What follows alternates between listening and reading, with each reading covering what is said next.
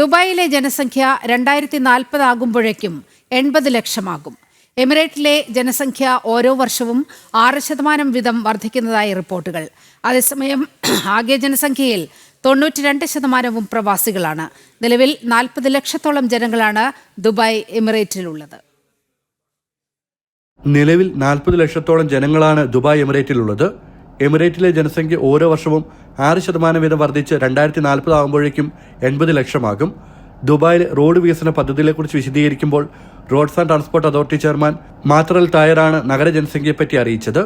ദുബായിൽ നടന്ന connecting bridge സെമിനാറിൽ സംസാരിക്കുകയായിരുന്നു അദ്ദേഹം. ഇതനുസരിച്ച് വാഹനങ്ങൾ വർദ്ധിക്കുന്നുണ്ടെന്ന് മാത്തർ അൽ തായർ പറഞ്ഞു.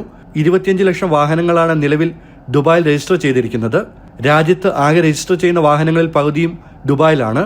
നഗരത്തിലെ ഗതാഗതക്കുരുക്ക് പരിഹരിക്കാൻ അടുത്ത 3 വർഷത്തിനുള്ളിൽ 30 വൻകിട പദ്ധതികൾ നടപ്പിലാക്കും.